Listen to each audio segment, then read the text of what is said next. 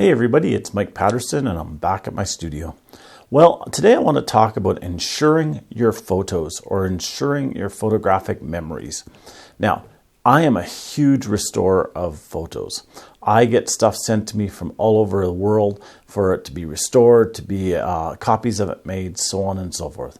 But I also get thousands of phone calls a year from people asking me how to go about insuring their pictures against fire, against flood, against whatever type of damage or total destruction. And they want to know if I can go through their photos and give them a dollar value for them so they can put that into their insurance policy. Well, first let me say I'm not an insurance agent, so I'm just talking to you from a photographer and from a restorer point of view. And this is what I tell people. There is no dollar value that you can put on your photographic memories. Zero, zip, nada, none. Why? Because many of your photographic memories, they either are slides, they're negatives, they may be Polaroids, they may be prints from negatives, but there's no way to replace them from a fire or a flood or mold or whatever.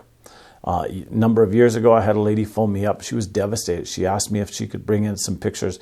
She needed them restored. And I said, certainly, bring them on in. And she asked me all the questions. Everybody, oh, are you sure you can do this? Are you sure? I said, well, let me see them first. What she brought me in was pretty much a bag of paper that had been run through a blender many times. And there was nothing left of it. What had happened was their basement had flooded. The stuff sat in the water for, well, weeks, maybe months, and it was horrible. It was bad. When they finally found it, all that stuff had just decomposed. In fact, I think it was closer to mulch than it was a photo. She was devastated when I told her, there's nothing I can do. There's nothing left here. There's just a pile of mulch, and that was it. She was just heartbroken. If your images, if your files, if whatever gets destroyed, there is no way to replace them. I've had people bring me in historically significant photos from southern Alberta, pictures that were shot from their great-great-great-grandfathers. And it's like, this is the first person to do, and this person did, and this, and this. And it was really historically significant pictures. And they had no way of replacing those should anything happen to them. So you could put a dollar value on them if that's what you're interested in. You could put on a value to get them restored if there's minor damage, but there's nothing that you can do to restore images, slides, negatives, even digital files if they are totally destroyed. If there's a fire and everything is gone in your house, they're gone. If there's a flood and the stuff's set in the water and it's just dissolved, there's nothing you can do. If mold's got to it and it is just solid mold and you can't even see the image, there's nothing you can do. And there's no way of finding that image from any other source in many cases. Wedding pictures shot 20 years ago, 30 years ago. Many of the photographers are no longer in business. You can't find those negatives. Now, sometimes you can, but there's a lot of people who can't. Many people recently have dealt with what we call shoot and burn photographers. They shoot a family picture, they shoot a wedding, they give you all the digital files, and then they delete them. You have the only copy in existence. If your father or grandfather or mother or grandmother passes away and those files get destroyed, you've lost the pictures of them. So here's what I tell people to do. First, get everything that's digital duplicated. Put it on 2 USB sticks, discs, hard drives, whatever, but get it duplicated so that you have 2 copies of it. Not 2 on the same device, not 2 on the same stick, but 2 complete separate copies of it. If it's slides, if it's negatives, if it's prints, if it's film, whatever it is, get digital copies made of that. Get them digitized, get discs made, get USB sticks made, get hard drives backed up with them, even get copies. I get a lot of families that bring me in photo albums and I copy the entire photo album for them. Yes, it's expensive. Yes, it takes a lot of time for me to do, but it's very, very, very much worth it. Once you get them digitized, then what I tell people to do is give out copies of that stick, those discs, those CDs, the hard drives, whatever, to different people. So you don't have the originals and the backups in the same place.